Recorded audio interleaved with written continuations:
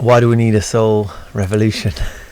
Yeah, it's a big question, but I think, just looking around the world, obviously there's a lot of mental health problems out there. I know suicide's on the rise, the way we treat the planet, the way we kind of treat ourselves and each other.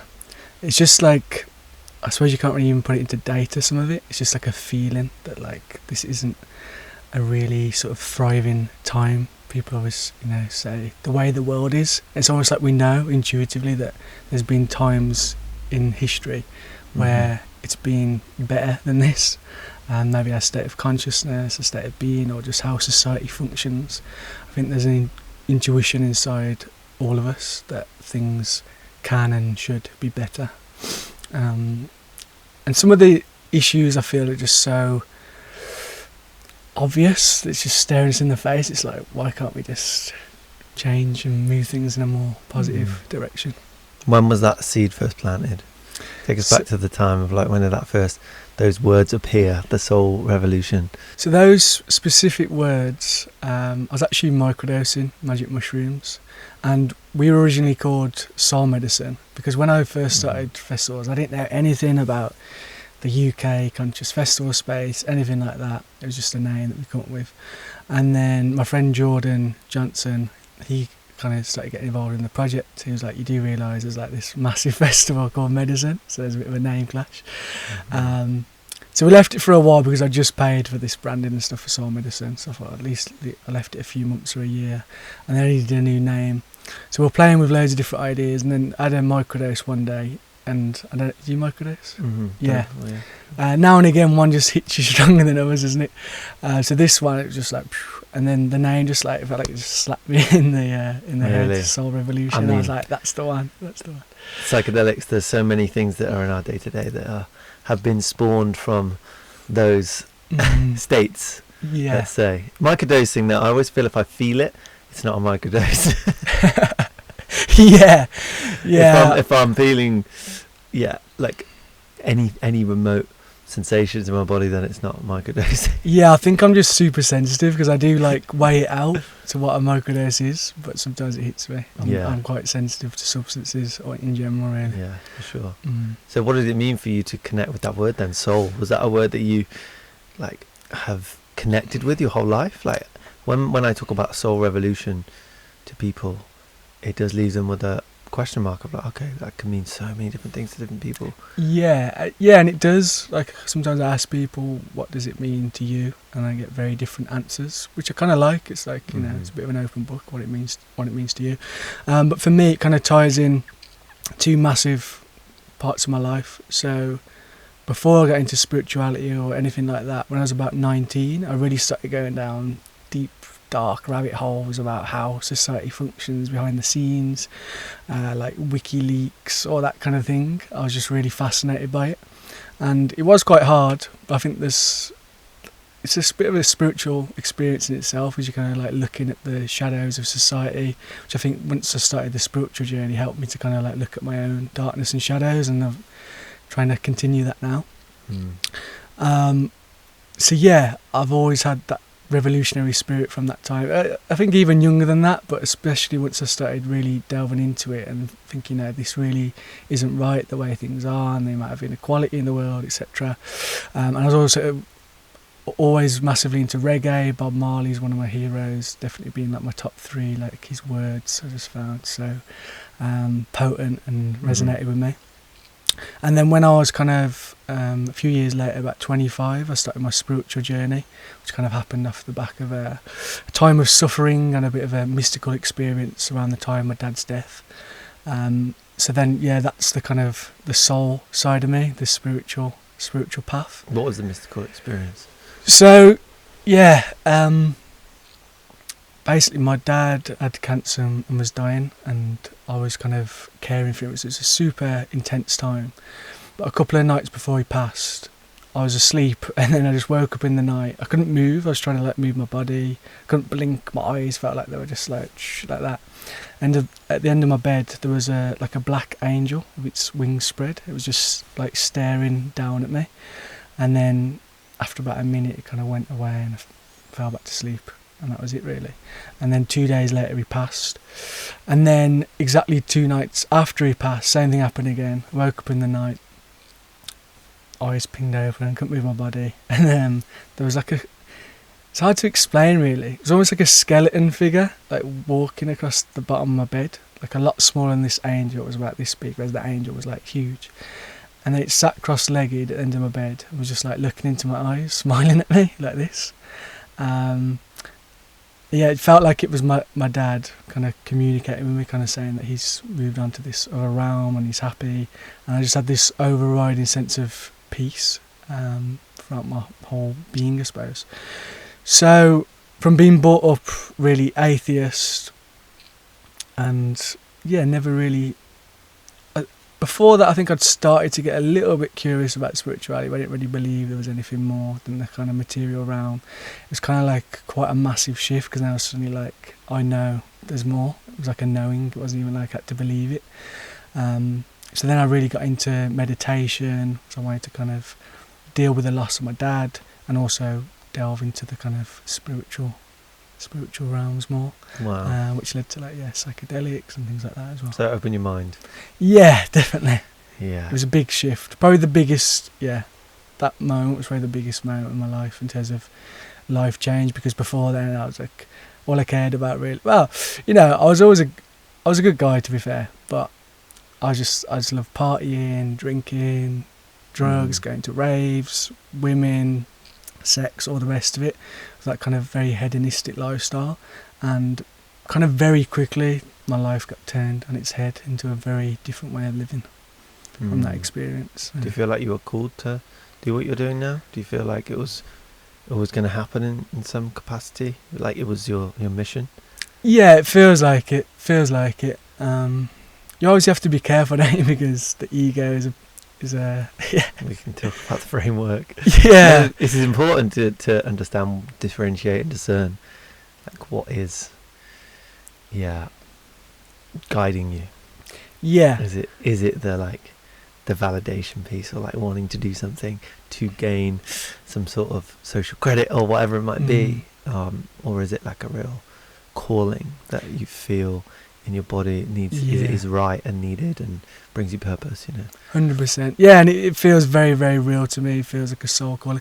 Even as a kid, like I say, I was brought up atheist, but I remember being like 8 years old and just like not being able to sleep and kind of having, this is going to sound really crazy if the angel story didn't sound crazy enough, but kind of like not even voices, and I don't know if it was coming from me, like the depths of my soul or something else, but like saying you're here to do big things and da-da-da. So that was... I think children and us in our younger years are more tapped in, like that side of our brain is turned on a little bit more. It's more receptive to imagination, like being very open, like just children are open to things, and even talking to potentially other things that are around us, I remember Russell Brand told this story once of like two children chatting to each other. He overheard them, and they were saying to each other, "Oh, tell me what it was like before here, because I'm beginning to forget." And it was like, what's that about? Wow. But it could be something that we discredit, Yeah, I've got a friend actually, and she said that her mom told that when she was really young, she said, "I was your mummy once," because not long before she was born, her mum's mum had passed, and she's like, "I used to be your mummy." And I think she was saying some like other little things that were like quite strange, that pointed towards that. So the black angel, I'm curious about that, because that's not often how angels appear. So why did you think it was an angel versus anything else? I suppose it just had like wings, and it was angel-like. It didn't look like physical, like you kind of like put your hand straight through it. Yeah. But I did actually Google it after, and quite a few people have had similar experiences, and it's around the time of like loved ones passing. So I think it's kind of like some kind of warning. You in a WhatsApp group of these people? Create your own little hub. Need to start. Yeah, wow. Yeah, that really is a soul's calling. Yeah. Fascinating. Felt it, definitely. Yeah, and just saw the different bits that have kind of happened in my life. It kind of felt, synchronistic, that have led to what's happening and what's becoming, I suppose. What do you think are missing pieces in like the world of events? Like, did you notice like an something that wasn't being spoken to? Like, did you address like also a need and like get into the fabric of how we're living and understand what is actually missing here? Like, what can you bridge in a way? 'Cause I feel like that is a big piece of what you're doing. You're kind of making space for what's not there, almost. Yeah, definitely. That was something I was conscious of coming in. I think I'm not from an events background. It was just more, I was really into spirituality and holistic health. I was wanting to kind of get that out into the world, and events was a means. I felt I could do it to like a mass kind of audience. But coming in just from the outside, because I haven't been to a lot of these other festivals and events, just because in the last 3 or 4 years I've had a couple of kids, so it's just, it's not easy to get out there much. But they felt a little bit, I think to an everyday person it might feel a little bit intimidating and too out there and too hippie, for lack of a better word. So what I've been trying to do, and it's difficult because there is that sense of that is what it is in a way, but trying to make it feel accessible and something that anyone can go to, I suppose. And has that been the case? Do you feel like this year at the festival you were bridging those audiences? To be honest, if I was being critical of myself, I actually think we had it better towards the start when we were doing like a lot of one-day local events. And it was definitely like very much everyday people, for lack of a better word, that were coming, which was exciting. And then I wanted to move into weekend festivals because I knew that it could be a lot more transformative. But then as we did that, it feels like it's been more of people that are already within the space. So yeah, I think in time hopefully we'll rebalance it a little bit. Why do you think that is? Like, what stops people from purchasing a ticket and coming to a gathering, essentially a gathering of people, coming to a field, camping and just being together? Like, what stops people going from a day immersion or like something in the city to like literally committing to that like 2 to 3 days? I think that's it there. It's the word commitment. Like a day event, you come, you go. It's you're kind of like very committed over a few days, and I think it's just fear basically, a lot of it. Do you think there's a perception of what it means to be someone who goes to festivals? Yeah, 'cause it's like, I don't do festivals. Like, there are people out there who just think festivals aren't for them. It's an investment of your time, and you're surrounded by people constantly for that amount of time. So there's different elements to it that are very different to anything else. But I do feel people just don't identify as people who go to these things. Yeah. Regardless of whether they'll have a good time or not. Yeah, definitely, and that's something I like to get out there and talk to people. Like we did a Christmas fair a couple of weeks ago at the venue that we're at, which was just like a standard Christmas fair. It wasn't in a holistic space at all, and we were literally just stood in front of the store, giving people a flyer just as an inroad, and then just chatting to them. And it was really interesting because you kind of get an idea of what's stopping people, but a lot of them are actually very open. And you can kind of like get this feeling that this space could be about to grow a lot, because there was just people that, I did my first cacao ceremony 2 weeks ago, and now I'm drinking it every day, and it's completely changing like how I feel, the serotonin boosting effects in it, whatever. I just feel like much happier and at peace. And there was just like a lot of conversations like that we were having, or I've just tried a bit of meditation. So. What do you think has to change in like the festival, or like what you have to make more space for to allow people to come and not be so like afraid or like scared of the overwhelming essence of like what it means to be spiritual, or just in that world? It's hard to find the language sometimes to articulate what actually. I know what you mean. I think it's really difficult because you also don't want to shun people out who are very much embedded within the festival culture. Like I really want to make it feel accessible for literally everyone. There's little things we're trying to do, like we're going to say like no nudity, which I know some of the festivals in the conscious space allow that, kind of just in and around. I think little things like that we can change just to make it feel a bit more down to It's earth. a big one. And yeah. I overlook that. Mm. I overlook it when I'm walking around naked. But like it is there, like especially at medicine, like Yeah. it's really there. I think it's a good shout. Yeah, like we're going to allow nudity in like the sauna area, things like that, because we still want, you know, people to be able to do that, but just, you know, so everyone else can feel comfortable. 'Cause it's not everyone's bag. Yeah. You know what I mean? What's the ideal? Do you have like a real, what you're aiming for? Because there's, you know, you can't do everything, but like knowing what you want to do, like you can't appeal to everyone, but like there's a certain mission that you've got. Do you have clarity on that? I have some clarity. I mean, it's obviously going to change in time. I think my my missions are pretty huge. Like, it would probably sound crazy just because of the size we're at this point. But I'd like the festival to grow and grow. Eventually, I'd like to get into politics. To be honest, that's always like I feel like a calling to that. Eventually, one day. Wow. Yeah. I didn't expect that. Yeah. Great. Yeah, I've just been into philosophy for a long time, and into politics, and I think that, yeah, just What excites you about politics? I just think it's an absolute mess. Like, most people could do a better job than these people, and what it comes back to for me is integrity. Like, our leaders don't have our best interest in heart or integrity. I just think it's crazy. Like, why are we letting these people lead us? They can't. And if it's Labour or Conservative, whoever it is, they're constantly sending us into different wars, constantly making the poor poorer, the rich richer. Like, surely at some point we're like, okay, we need to have a completely different approach to this. So yeah, one crazy vision I've had, this is going to sound funny, is that like one day when the festival is at a certain size, at the end of the festival, instead of all going home, we walk from here in like the West Midlands, Shropshire area, all the way down to London, and we're like peacefully like having the country back. So from the festival, the integration piece, walking to London. Yeah, pretty much. Naked. But imagine it like Naked.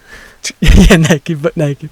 But imagine if you had like, I don't know, 20, 30, 40, 50,000 people, whatever it is, and you all just were walking, I could see chanting, whatever it is, and then along the way, because if we all have a social media, obviously as you're doing it, people start joining in. I think it could be super powerful. We're like, actually, we're not taking this shit anymore. Just little things as well, like all the land. There was a big thing, I think it was on Panorama, about the royal family recently and how much of the land in the UK they own. It's like we need to redistribute all the resources in the land.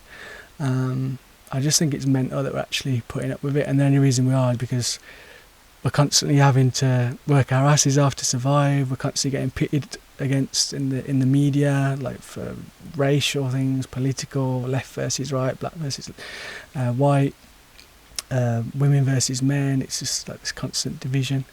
So that's another big goal of Soul Revolution, is this sense of unity and trying to focus on what actually unites us, which really is a lot. We're all going through this human experience. It's challenges, it's highs. I'm kind of trying to come back to that.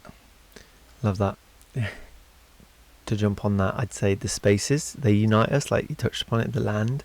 There's so much land in this country which is just it's kind of what's derelict. It's not used. Like even around here, I'm like I drive a lot in this country.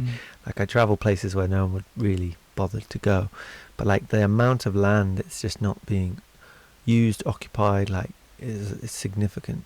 Oh, really? And if you could just distribute that in some way, or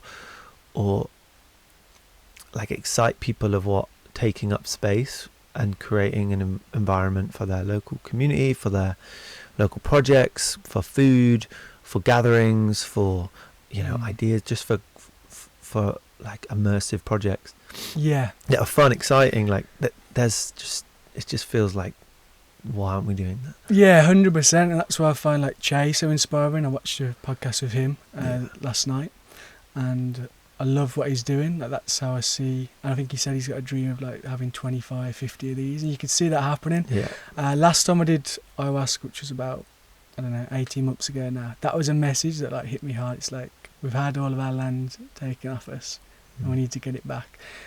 And I think that would help us feel a lot more connected to the land, to each other, and just give us more of a sense of, yeah, just purpose and ownership. Because like at Jay's place, I'd imagine, you know, that land and taking care of it means a lot to them, because it's theirs and it's their, you know, they want to have pride in what they've got and looking after each other. So I do think, yeah, we need to come back to that a lot more. Yeah, it's a missing piece. Like, you care about what you're related to and what you depend on. The local river, if that gets polluted, no one really cares. Yeah. But if you needed it for food and you relied upon it for your fish, then you'd care about it. 100%. And we just obviously import so much food and stuff now, don't we? It's we're just very disconnected from like where our food comes from, and you know, I'm no different with that. You just take it for granted day to day, don't you? But I think, yeah, if we're working on the land and things like that, the gratitude and, yeah, just the appreciation would come back a lot more. What are some intangible examples of that for you, like in your day to day? What, in times of where you're kind of like just consuming and reconnecting to local projects, or yeah. Well, one thing that I like to do as much as possible, I don't always stick to it, is try and eat seasonally. I feel like that can kind of bring you back, because obviously we are a part of nature. So for me, in the winter, you know, there's not fruits growing everywhere and whatnot, so try and eat more kind of rooty vegetables, potatoes, meats, and then in the summer connecting with what's growing then. But yeah, to be honest, I like to do a lot more of it, and a lot more of like buying things locally. I try to as much as possible, but I'd like to do, up my game. We can all obviously do better. For sure, it's hard as well, because you need to plan, prep. Like, it takes a lot of resources to actually eat more locally. Yeah. Seth Hughes, do you follow him? Yeah. He's doing this project, but like it's almost a challenge. I think he's prepping for it. It's next year. He's gonna like eat for like 3 months just purely off the land, like local land, and you have to like really have a year's prep for it. It's like a real deep commitment. Yeah. Is it all going to be like foraged, or? Yeah, it's all foraged goods from the local area. Just living off that. That's inspiring. I'll definitely watch that. Yeah. Yeah, I don't know how he's gonna showcase it to the audience, but yeah, it's exciting. Okay, you mentioned integrity. Then, what does that really encapsulate? What does it mean for you? So for me, we were talking about this recently, and we wanted to really nail down what our values are. So I feel like if you don't have a strong value system, it's kind of very easy to just live by someone else's. Yeah, exactly. Veer by someone else's, or your own ego, whatever it is. So it's like, let's actually sit down. Me, Amani, and Sharon went through it. So Amani's background is like Sufism and Christianity. Sharon, Sikhism. Myself, a bit of a mix, really. So we're kind of saying, what does it mean to have like God at the centre of your life? And that was the first word I think that came out, was integrity. Wow. It made me really think actually about how we can talk about God, because really it's this kind of mystical being or consciousness, whatever you want to call it, that no one truly knows about. So how can we like make it more tangible? And I was saying, really, if you're putting God at the centre of your life, it's putting the greater good at the centre rather than your kind of own selfish needs. Obviously you need to take care of yourself, that's important. So for me, integrity is that. It's like looking at the greater good. Am I actually doing this are the choices I'm making going to benefit the greater good, or just myself and for my own selfish kind of needs? It's that's difficult, important too, right? Yeah. That is obviously important too. To make sure you're fit for service. Yeah, you need to be fit for service. You can't pour from an empty cup, and really, until you've got your own... We've never fully got our shit together, but unless you've like somewhat got your shit together, you can't really lead in a positive way, because you're just lost, basically, aren't you? It's like the blind leading the blind. So there's obviously a balancing act, but just trying to come from that place of integrity is important. Coming back to it, and we can all be strayed, but it's good to have that as a focus, as a benchmark. Yeah, it's also to understand what is not integrity. like understanding what isn't often redefines what is, and just making sure those things that aren't out of integrity, and that can look in many different ways, right? Yeah. Yeah, it's difficult, and everyone's opinion on things is going to be different, isn't it? So yeah, that's why I think it's good to have like the circle that we did between the three of us, because you're having like a conversation of what that actually looks and feels like, and then you can kind of, you know, bounce off each other and say why you disagree, and yeah, I think that helps a lot. Yeah, for sure. Do you each have different roles? Like, have you like understood what those roles are? Yeah, I think it will change over time, but at the moment, like Sharon does the operations and logistics side, so she's really good at like getting into the nitty gritty, planning things. Yeah, and then I do more of like the marketing, the curation, like picking the music and the acts and things, and like the finance side. Amani is doing like strategy and partnerships, so like looking at what partners we can team up with, and we're also starting, this could be a whole other conversation, but we're starting up a new business, Soul Revolution Media. We're just raising the funding for it now. We basically want to kind of, you know, Gaia, everybody use Gaia. We want to create something like that, but kind of much more down to earth again and relatable, and much more like human stories. So I don't know if you've been on Gaia, but it's like aliens, this, that. Like it's interesting, don't be wrong. I like watching a documentary like that now and again. But for me, I feel like we need stuff that's a lot more human and connected, that can actually benefit people's lives. So we'd really focus on that. Is the plan. She's just shot like a short film in Madagascar, which is going to be like our charity partner now. And they've actually, the charity partner's also got another base in Guatemala, which is quite synchronistic because our website manages Guatemala and one of our videographers is Guatemalan, and the guy who did our rebrand's Guatemalan. So the videographer out there, he's really keen for us to do a documentary over there with this partner, which would be cool. Yeah, wow. Yeah. And it's also, with this, it's about, because these obviously, I don't know about Guatemala, but Madagascar's a third world country. It's like the 8th or 9th poorest country. But we're very much trying to take the angle of, it's not about like us going over there and being like the great hope and what can we give them. It's also like this back and forth, because Amani was saying like how much she took from them and like really bringing home what's important. So we're hoping to do like some retreats and things over there as well, where you can do these acts of service but also learn from these people and the joy that they bring. Yes. Yeah, a lot of these countries are very misunderstood as well.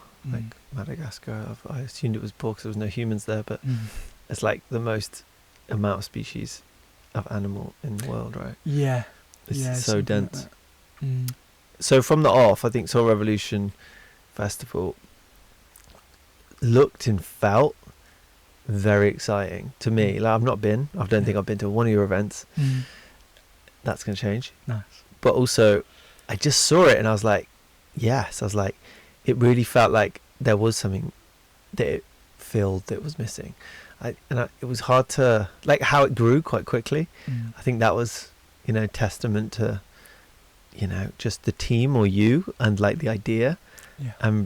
It just felt like even the social media, you really nailed the branding and the balance between being exclusive, but also, coming together with like shared ideas. It just felt like a real community-driven expression that wasn't rooted in some sort of niche spirituality that didn't feel accessible. Okay, that's good. That's very good to hear. That's what we're aiming for. So I was impressed, like, by how much it just took off in a way. I think you can have your own interpretations of taking off, but for me, it just felt like it did take off quite quickly, and I was like, wow. Yeah, like for a festival to really cement into the fabric of the UK, like that, a sober festival, it felt really good from afar. Yeah, it's been really exciting. I think, to be honest, I've been that busy with it. It's hard to sometimes like slow down, reflect, and be like, wow, we've actually come a long way. Yeah. Kind of just wrapped up in it all the time. Yeah. So maybe I need to do that over Christmas. Well, where were you a year ago? A year ago, well, last year we did our first weekend festival. We had about 400 people. Small. It was basically in my friend's back garden. It's called the Hay Barn. It's a big back garden. It's got like 10 acres. But yeah, it was like behind the main stage. You could literally see his house. So that was really, really cool. And basically what happened, because it was all like low budget. I was still really feeling out if it was what I wanted to do, to be honest. But the weekend went really well. What changed things for me is we did a closing ceremony at the end. It was basically just a giant sharing circle. Anyone could come in when they wanted. And I was taken aback by like how much the experience had meant to people. And I'd say literally a good 80% of the room was like in tears, like during this kind of ceremony, about what it meant to them. How they never really like felt that sense of community before. There's even like one woman who's in her 60s saying she's never been to a festival before in her life, and she just decided that this one would be her first, and how much she loved it. So that was just very motivational, inspiring for me, because I was like, okay, I've actually got something that does touch people's hearts, and I just wanted to really step things forward from there. So that's when we did the full rebrand to Soul Revolution. Started being more serious about like the marketing, everything else, because I've always been someone that feels like quite uncomfortable with sales and things. But then I think from that, I almost like flicked a switch in me. I was like, I'm actually responsible to make this really sellable and marketable, because I know it can help people. And we've still got a long way to go. There's a lot of things we need to do to kind of, be more supportive for people. Like I'd love to do maybe like a free weekly meetup, for example, where, I don't know, we go for a walk, we just meet up. It could just be like a cheap village hall and we get together, like really have that strong essence of community, because a festival's great, but it's like once a year. It's not gonna... Yeah, that's the thing, isn't it? It's like you look on your website and it feels like a movement or a collective or awakening or some sort of rally, like a real sustainable project, but then it's like one festival a year. How's that going to create any change?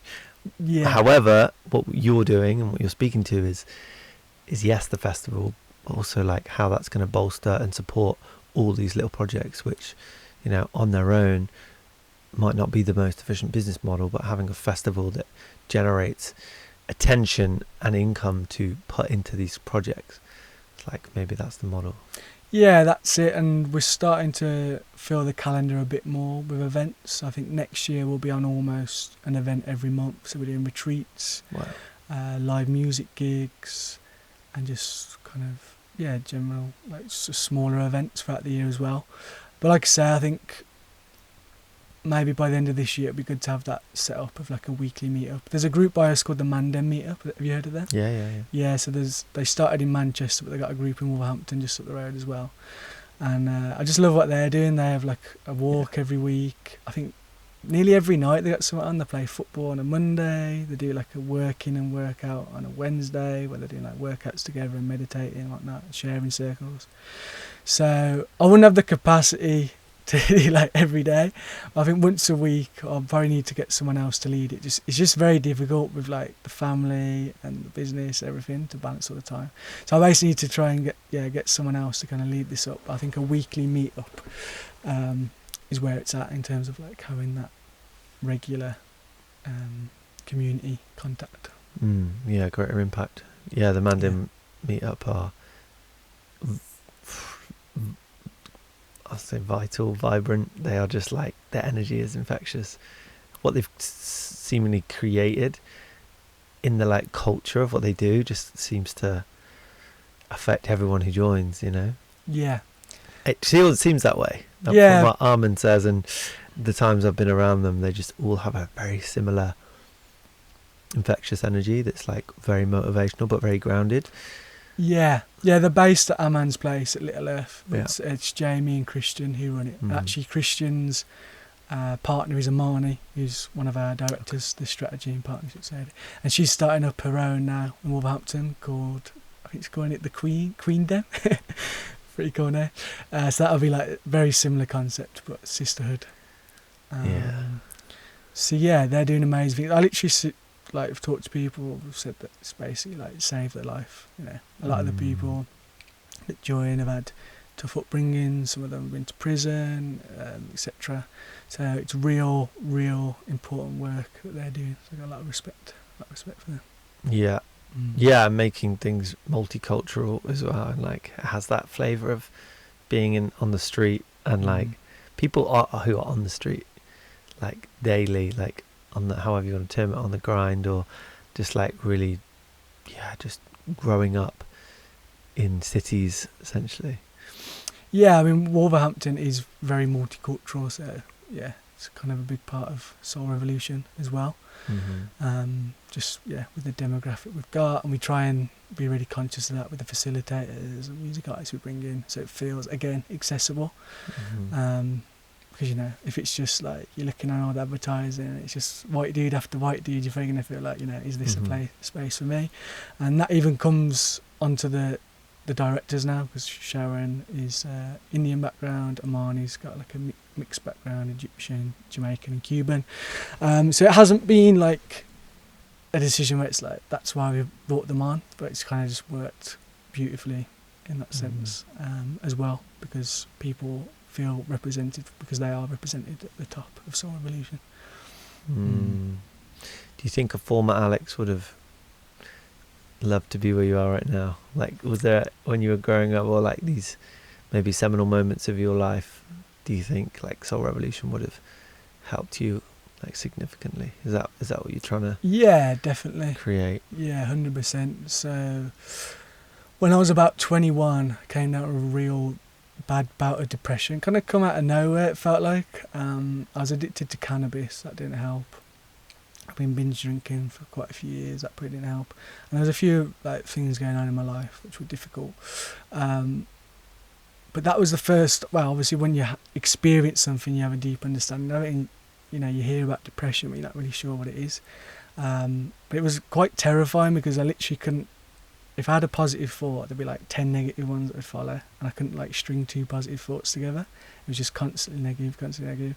And some days I'd wake up, I'd eat my breakfast, and then I was anxious about going to work and going to the day. Sometimes I'd throw it up, which it just all felt so alien to me, because as a teenager I was very like happy-go-lucky kind of thing. And then some nights I'd come back and I'd be asleep by 8 o'clock, just because of how much the depression was consuming me and all my energy. Luckily, it only really lasted about 4 months, which was good, because I think, if that was more like a year or two, it probably would have been towards suicide or having those thoughts. But yeah, that taught me a lot. I think these painful experiences, that and losing my dad, taught me a lot about myself, about life, about the mind. So yeah, I forget what your original question was. I keep probably going off on tangents, but it's a important thing to raise, isn't it? Like 4 months of your life, like going through the motions of that. Like, what did that look like day to day, and what do you think moved that needle for you? Was it just time? Did you change up anything? Or how did you relate to the depression? 'Cause I think that is a big piece of how people like internalize it, like the signal of the body. Yeah, I think part of it is quite hard to look back on, because you're almost in a bit of a zombie-like state, so it's hard to remember. It was kind of like very numb. But yeah, in terms of getting out of it, well, I actually eventually went to the doctors, and even really young, I wasn't into pharmaceuticals. It wasn't like a route that I liked going down. But I went to the doctor I just need to speak to someone. My family, got an amazing family. I probably could have spoke to them, but I don't know why. I didn't feel like I could. Same with my friends. Like I say, I was playing football when I was younger. Lads, drinking culture. Didn't really feel like I could do that, so I thought I'd just speak to a professional, see where it goes. So I went and spoke to a doctor. Bless her, she's up where she's at, but it didn't go great at all. She was basically just, I was opening up, she was like super cold to me, I could tell she didn't really give a shit at all.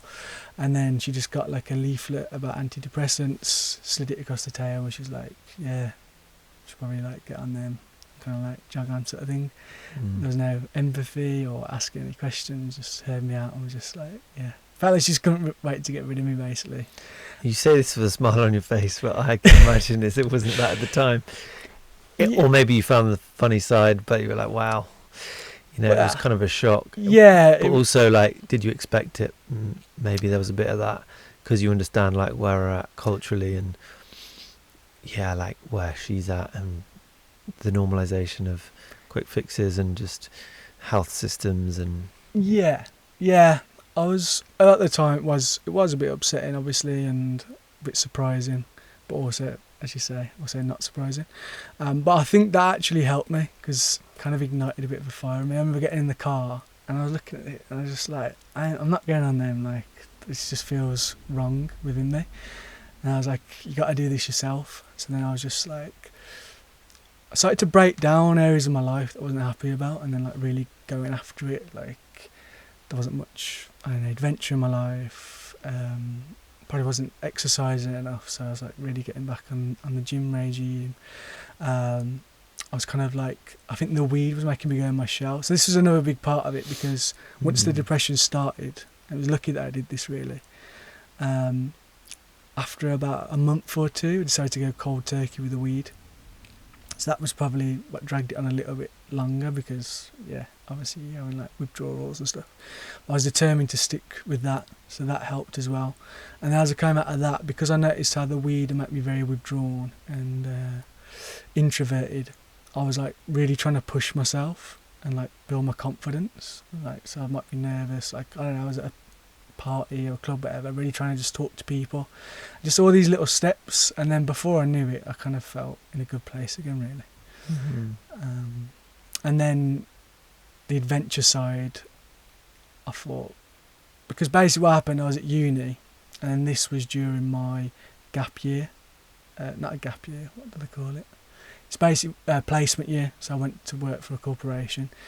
So I'd been working my life to like get into the corporate world. And I think part of the depression was realising actually what that entails, just like kind of sat in an office, staring at a computer, doing these a lot of mundane tasks. So yeah, and then in that time I thought I need to actually like figure out a bit more about who I am and what I want. I feel like I don't actually know, but this doesn't feel like it's it. So I just saved money. I was really like tight on my money, was saving up, and then I booked like a one-way flight to Australia. And went and lived out there for a couple of years, so that changed a lot for me as well. Yeah, like how much was that your environment? Yeah. And the circumstances that we were in, and the body's communicating to you like there needs to be some element of change here, or like, yeah, like I feel like depression majority is a healthy reaction to a circumstance that just doesn't serve you. Yeah, you know, I totally agree with that, which I know some people find controversial, but I've lived it, so I can say that was my experience. I think there was a lot of things I was doing a lot of the wrong things, and the depression was just like saying you need to wake up and change. I mean, you can give example, and it's not to like, you know, play down anyone's experience, but like when you look in the animal kingdom, in the world that we live in, look to nature and you'll understand everything better. Like if you put anything in an unnatural environment that it's not meant to thrive in, then it's going to suffer. And if you take an animal and put it in a, let's say a zoo, because that's a very confined space, it's disconnected from social, emotional needs, physical needs of movement. Like there's so many, if you look at things in this holistic way, which you've mentioned a few times, you start to recognize the inconsistencies and the lack of like biological norms. But if you're going to someone and they're not asking you what your diet's like, what your lifestyle's like, and how much of your day is geared around like getting your social, emotional, mental, physical needs met, then they're a drug dealer. They're not like a 100%. And that's what that world's like, unfortunately, isn't it? Which is a massive part of Soul Revolution, like moving away from that model to a more empowered way of living and holistic way of living, where you're you know, living in a way that's so good for your own needs that you shouldn't have to go to the doctor. Obviously things happen, like if you break your leg, you probably want to go to a doctor.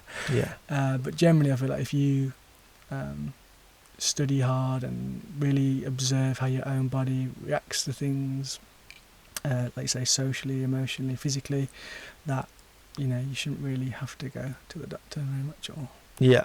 Yeah. And they definitely have their place. Like a lot of people I know have benefited from a course or a time period with antidepressants Yeah. or medication. Yeah, I know people that have as well. And that's okay. Yeah, that's a good point actually. I should say that. Yeah. No judgment around that. I think if that's what you need to do, why not? I think it's cool to get you out of that place. But it just wasn't my path, basically. For sure.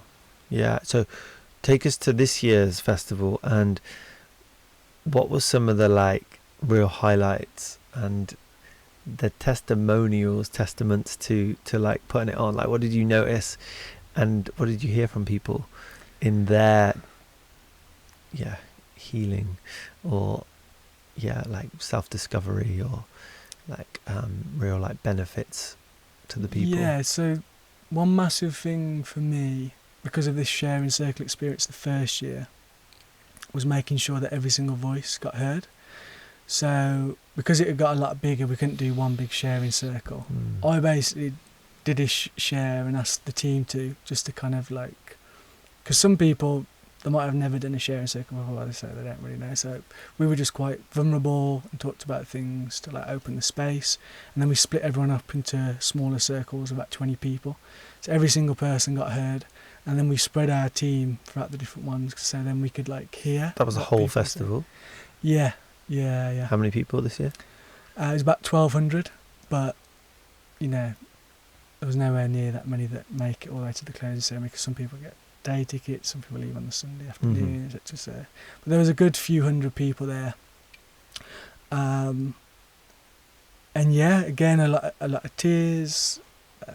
I think like the sense of community, I mean, it's obviously very different for every person, like with what they're going through in their lives and the breakthroughs and the realizations, but it just felt like most people went on some kind of deep journey, which is what we're about, really. We don't want to be like at the surface level. We want to like really get into the nitty gritty of what's affecting our lives negatively, like bringing that almost to the surface and really facing it and seeing how we can move in a more positive direction. But yeah, I had people message me on Instagram saying, I think there was about 3 actually, that said they were like really struggling with mental health stuff, like feeling suicidal, and it like had just completely reinvigorated their spirit, and they just felt like they kind of come out of it brand new. So that kind of thing, they're the best for me. That like hits me deep, and yeah, I'd like to do more of that. And little things like with the accessibility side, we're going to give away a certain amount of free or heavily discounted tickets to people on low income. So yeah, for people struggling in those situations, we want to have like a pathway where they can still experience it.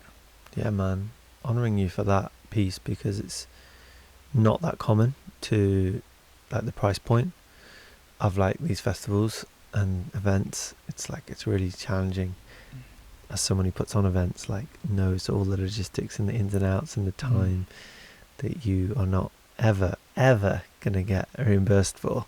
But it's like your time, if you equated it to the money that actually is getting put your way, it's like, it doesn't even, you kind of have to let go of all that. Yeah, I mean, from lifestyle. the outside, like, I think there's a bit of an illusion with a festival. Like, oh, they must be making so much money. It's like, oh, the ticket's this price, and there's this many people. That times that. Oh, wow, look at this. But like, the costs are insane. Like, people don't realise. Yeah. The costs to put these things on is meant to let you basically kind of building a village with a massive stages and stuff for the weekend. So yeah, it's not really a game that you get into to kind of make money, I suppose. No. Yeah, but just recognising that it's important. Yeah. So how much is the tickets next year? It's like 170. So we've started the super early birds 155, It goes up in a couple of weeks to 177 for the early bird, and then final release 222. So I feel like, you know, with what we're putting on, it's over 5 days. I think that is a really, really good price. And also, like I say, we're going to do the low income application form, so probably give away a good 50 to 100 tickets, really cheap. Which feels like a nice compromise. Another thing we've done to try and keep the ticket price down is we've got a space called the Soul Temple for the more ceremonial stuff. So we have like cacao ceremonies. We've got the Shabibo coming from Peru to do like Hape and Sananga ceremonies. So it's subsidised. It's a lot cheaper than what you'd pay. Well, if you went to go see the Shabibo, you'd have to pay for like £1,000 worth of flights.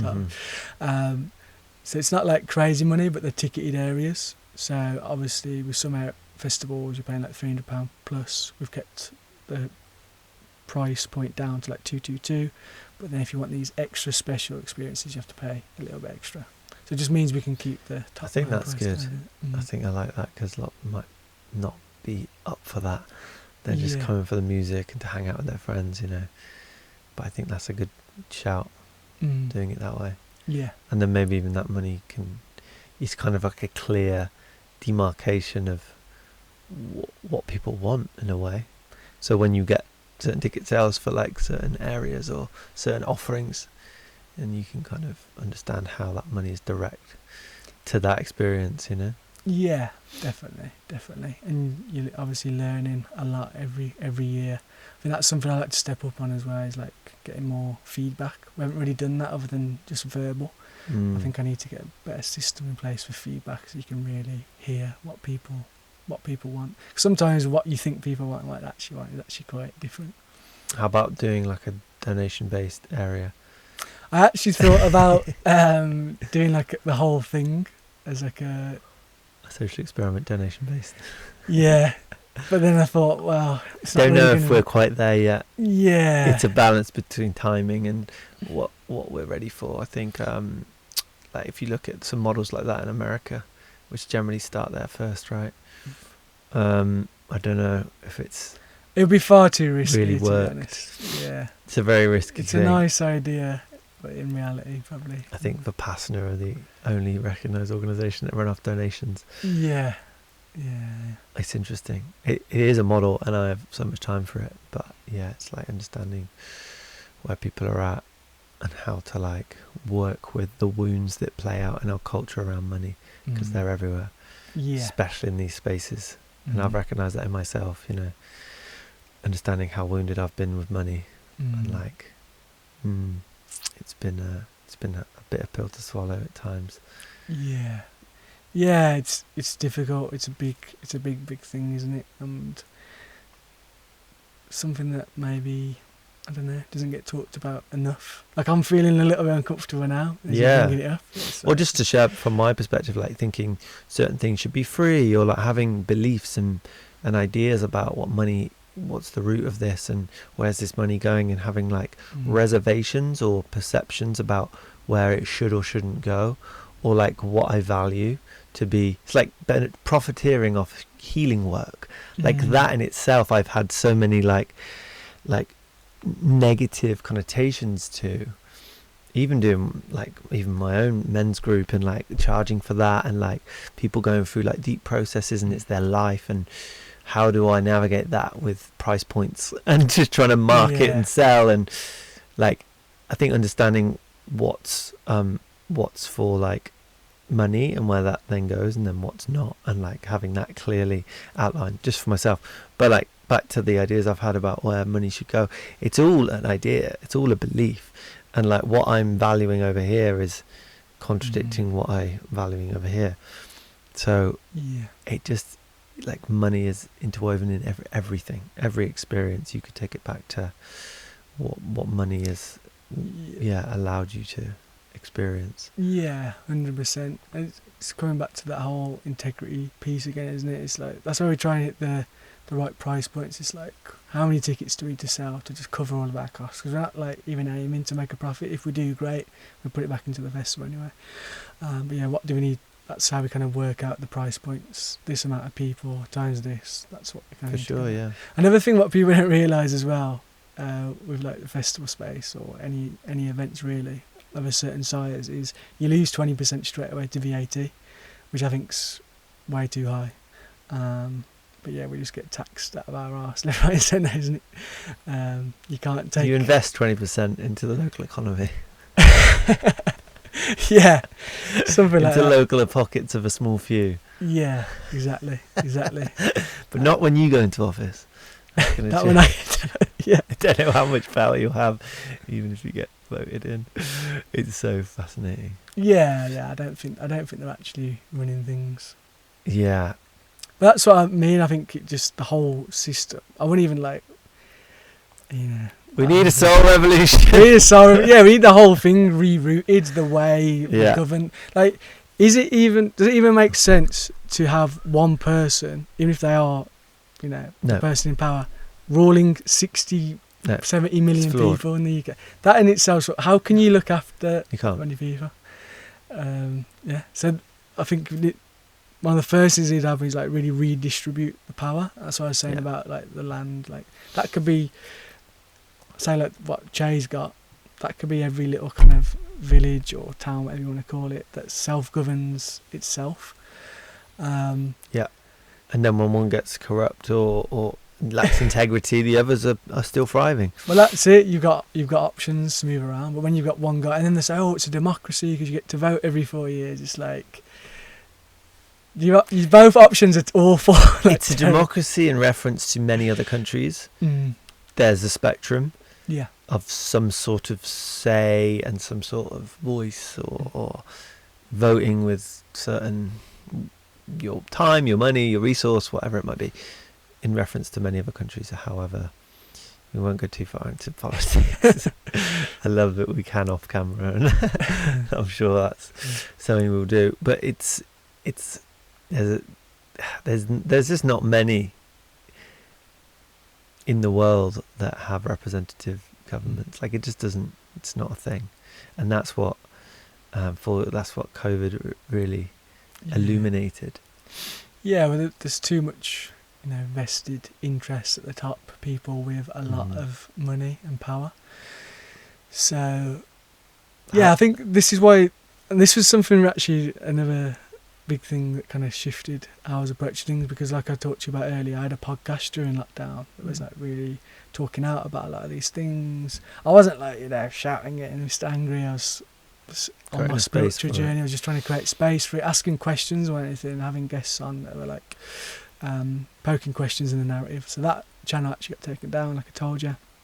But my therapist said to me, it was kind of like a bit of a mentor as well. She was like, "You're trying to give this information to people who aren't ready to receive it, and you're actually probably damaging them more than anything, because you're going to like really mess with the mind over.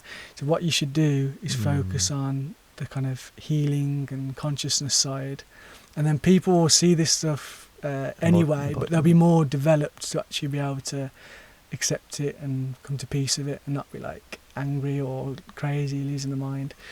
And that hit me deep, and that was around the time I started the festival and when I really started to like focus on that, because I think the more these communities and the deeper realizations about ourselves will naturally, these old systems will just naturally fade away, I feel. So the time span of that, 5 years, 500 years, who knows, but I think it will naturally happen in time. Yeah, if you said, great therapist. It comes down to the embodiment, and that's the only way that I've seen is most effective and sustainable to preach with your actions. Just to preach everywhere you go and use words when necessary. It's important. Words are language, like we have it. It's so powerful, and we need to back up what we do with what we say at times. But then like being the change. Being that is knowing, doing, being. It needs to come from that deep sense of felt experience. And when people are around you and you walk into a room and you have like, what is success? Like, success is really being unapologetically yourself, have a connection to yourself, but then have a value system that kind of backs that up, and vote with how you are, and people, as we're seeing, like people do, they get it, and they want to, come along for the journey with you. Yeah, definitely. What was the start of that point again? I have no idea. I know this is tangents. That's how they work. Yeah. Preach everywhere you go. That was it. That was it. Yeah. So our like kind of tagline, which I know it's just like whatever, but it has got a big meaning to it. The revolution starts within. So that's kind of like speaks directly to what you're saying. Yes. And the Michael Jackson song, The Man in the Mirror, always coming back to ourselves. And that's why myself kind of like trying to lead this thing, I'm always trying to work on myself. I'm obviously not perfect, I make loads of mistakes constantly, but like in this last year I've been doing shadow work. Like I said, I've got a therapist, we've started working together now. What else have I been doing? Been working with like a shamanic practitioner, and just that's all we can do really, isn't it? Making these constantly in training and making these attempts. I know that you do a lot of stuff as well, so big respect, because it's one thing talking about it, but then another thing doing the actual work, which is often very difficult and painful and comes with a lot of emotions and and oftentimes I have to like come at a consequence of like making money or like building a life for myself from like a financial point of view. It's like, okay, investment's needed, investment to be that better version of me in the future, to call in more. It's actually like putting more money into like the self-development and because it all comes down to like that resource, that's the exchange at times. It doesn't have to be, but like often even your time is linked to your money. So where you're spending your time, if it's being with yourself, going for a walk, like just cutting yourself up from the social media one day a week, or whatever your business is, or whatever always on means for you, then that can be really healing and important, and like be also contributing to this kind of things we're talking about. Yeah, exactly. And again, if I was being critical to myself, I probably don't have as much balance as I'd like in my life, because I'm working so hard at this thing. But when you're trying to build something off the ground, the first few years you probably are going to have to be a little bit out of balance just to kind of make it work. And it's kind of been my social life that I'd say is taking a hit, because I got 2 kids, which I'm incredibly committed to, like being a father, being a good dad. I'm incredibly committed to soul revolution, so it's been more of my kind of social life that's taken a hit, which is tough sometimes, but I know that it's worth it. And I've made a lot of connections and friendships through soul revolution, so can't complain. One more, yes, brother. Yeah, I love it, man. I think we're very similar. When I always think about your slogan, or like the revolution starts within, I think about the revolution will not be televised. yeah, that's another infamous revolution. And I hear like Gil Scott Heron in the background, and it's true. The revolution will not be televised. Well, it happened during COVID, because I went to the very first protest in London. There was I was shocked at how little of us there was. There was about 30,000 of us. We went into Trafalgar Square, there was a few speeches, then we just went for a walk through London, and people were like abusing the hell of us, so angry. So it was quite shocking. I didn't go to the others because shortly after that my daughter was born, and like I couldn't really just spend days down in London. I was supporting my wife. What was the protest? It was against the lockdowns and things just getting imposed on people. But then I know after that, because there was other people that I knew that were going to them, and it was on social media stuff, and they were saying that the counts were like in the 300,000-400,000 or whatever. Yeah, it was millions. Yeah, and like you were saying, the revolution won't be televised. They weren't putting it on TV, or they were, and they were saying there was, again, those small numbers. Like it was crazy. There was 5,000 people in London. In Germany, you saw the same. It was like even worse. They were really trying to like downplay everything. Like wow. Yeah. So yeah, it won't be televised unless they're doing it now, right? In America, you see it. What are they showing recently? It's about like social media, TikTok. They were like, because there's this up in the courts in America around TikTok being banned in the country, because it's from Singapore, I think the owner is. It's like China, but yeah, it's just a whole convoluted angled. Well, that's the interesting thing now, isn't it? Another big shift that kind of happened through that time is kind of what we're doing now, like the whole podcast thing. And like Joe Rogan has so much Don't shut me influence down. now. Yeah, so I suppose you should have been careful about some words. But yeah, like. I've been denied monetization on YouTube twice. Oh, really? Yeah. Okay. There's something going on. That's a shame, man. Interesting. That sucks. Yeah, I think we need a really strong decentralized platform, I think, though, because YouTube's great because you can reach a lot of people. Rumble or like some sort of. Yeah, none of them seem to really take off because YouTube's just a powerhouse, isn't it? It's huge. Owned by Google, which people overlook. Yeah. There's a documentary called The Creepy Line. You heard about that? No. It's about like they have a saying in their company called the creepy line. We don't cross the creepy line. The creepy of like spying on people, or like using people's harvesting data, etc. Like, but the fact that you have a creepy line and you know where it is really problematic. That you know that there's like a significant point of then you've come up to it. I think it's already creepy that you have like understood that. Yeah. That's what the documentary's about. And it's called The Creepy Line. Okay, I have to watch it. I've seen The Social Dilemma, which kind of goes into how much information they actually have about people and how target is and how they try and make it super addictive. Yeah. I think there was a bill just passed around CCTV, surveillance and face detection, which is like going to be very similar to China. Oh, okay. Yeah. Creepy. I'm doing the rest of the podcast like this.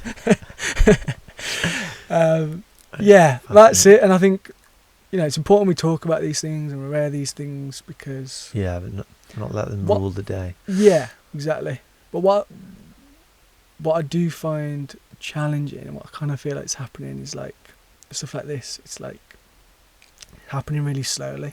Could have been happening for the last hundreds of years. I don't really know. Like this kind of like picking away at right, so raise this tax by 1% this year. So like they all looks really small in that moment, but then when you scale it out, it's like okay, we're getting like really badly done over here, and our rights are being diminished.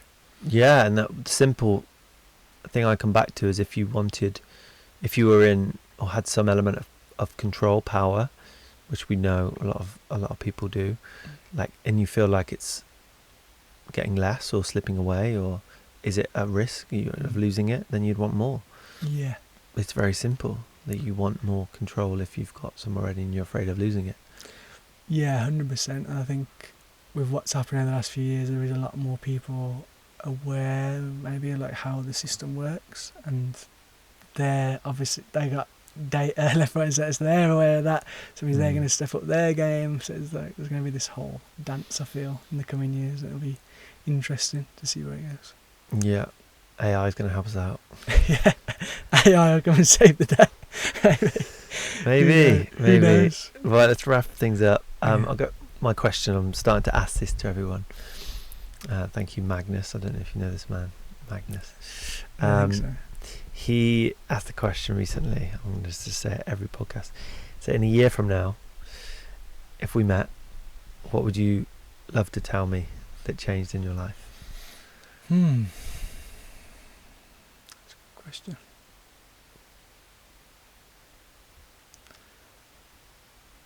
I think I would like soul revolution to kind of what I was talking about earlier. It's quite simple, but just really supporting people. I don't know what way exactly yet, on a more kind of weekly and regular basis, rather than like the big festival and then these small events in between, and have something that's like really accessible, like I say, either free or donation based. It doesn't have to have all the glitz and the glamour of a festival or whatever. It could just be like I say, a walk or whatever it is. I think I'd like to be in that position. That would feel really true to my heart and true to like what's good and what's right. So yeah, that's something I'd like to get in place. Yeah, beautiful. And give us like a snapshot of what you envision this year's festival. This year's festival, I mean, obviously Medicine's off, which I went to for the first time this year. Absolutely loved it. It was amazing. And it's obviously the biggest festival in the space, so we're not going to be on that size, but I want to kind of feel like we've filled that gap for people within the space. I heard you were going to be bigger in medicine. That was an intention. Someone told me that. Oh really? Yeah. Oh, no, I don't think I've ever said that, but No, not you maybe, but like, I don't know, someone did say that was the... it's possible and plausible. It's not really like that for me. Yeah. I was focused on what we're doing. I want Soul Revolution to be big, but not even just to be big, because I want to help ignite this spiritual revolution, coming back to what we are. And I think a big part of why we've let the kind of system and things get this way is part of it is like our self-esteem. I really want to like people to remember who they are, as a soul, as a spirit as well. It's like you don't have to be scared about speaking freely like we are, or whatever it is you want to do in the world. We need to like start being a lot more brave and, like I said, remembering who we are and coming back to love for ourselves and each other on like a real deep, meaningful level. Is what I feel. Sorry, I've gone off on a tangent. I love that. I think it's the best thing you said all day. Okay, that's good then. I'm glad I'm off on the tangent then. Yeah, I love that. It's true, man. I'm here for that. Like, just we're bold monkeys, like hurtling around in space, and we need to realise that. We do. Tell the others, like, we are like so finite in our existence, and this is just a moment in time. Like, it really is just a moment, and just my wish and my dream is to people to remember that and just to come back to, oh yes, we are powerful beyond measure, and everything that's ever been created came from someone exactly like you. And you're just a powerful being, and no one benefits when you play small. 100%. So just like being connected to that unapologetic you-ness of whatever that means, and just trying to move past those things we've all built up to keep us safe, in protection rather than connection. 100%. And like, if you look at different ancient scriptures, whether it's the Bible or Hinduism, whatever, they've all talked about this time as being like a period of darkness and difficulty. So there's a lot you could go into with that, but I think it's about having compassion that this isn't an easy time to live in, but we still have to strive for godliness, goodness, love, peace, all of those beautiful things, and there's no reason why we can't. But I that excites me in a way. I like challenge. I think that's what we need to ignite in ourselves as well. Absolutely. And like, let's do this. And like, manufacture our own environment to actually be accountable to challenges that we're like facing. And just what I mean by that is, I feel like we need to set our environment up for difficulty, because you're going to face it no matter what. So what do you want to be primed to face challenge and actually have a good relationship to discomfort and challenge? Like, it's very easy to be comfortable and just to, in this country, just be in your zone of just same temperature all day, like just physical comfort. Like, we don't need to do so much, but it's like, how do we actually rise up to a challenge that we set for ourselves? It's so true. That is such a massive thing. If I was really lucky. I had a really great childhood. If there was something that maybe, what's the word? I don't know. Poke a hole in, was that maybe had it a bit too easy, and then I needed the experience of depression, of losing my dad, things like that. Those real difficulties actually what made me. But I think I probably could have been prepared a little bit more earlier if I was pushed into challenging environments. Obviously, there's an initiation of some sort. I mean, there's a reason why. At some point in time, there were humans that realised that, okay, this is needed in our culture to allow ourselves to move into a different season of life, and go from a boy to a man, or a human to just like maturity. Boy to a man, it's like you get taken down the pub when you're 18. You've probably just been drinking 4 or 5 years already anyway. Is that have your pint? That's your kind of initiation. You're a man now, which it's pretty pathetic if I'm being brutally honest. Or like getting taught how to shave. It's like that was it. It was like, now I'll teach you how to shave. It's like no. Yeah, there's got to be more depth to it than that. For sure. Mm. Yeah, beautiful, man.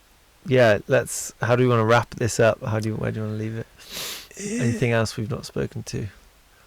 I think we've spoken about, You get a flavour of who you are and what your missions people are. get a good flavour of who I am. I feel good. I feel like I've talked about things that I would normally hide, so I feel good in myself that I was brave and talked my truth. Bro. Yeah, because I'm naturally like quite a shy person, and I've had to kind of really work up to build my kind of confidence. But yeah, I feel good. I feel like I've spoke my truth. So nice, man. Can go into Christmas happy. Well, yeah, I think you've given a lot of gifts out this year.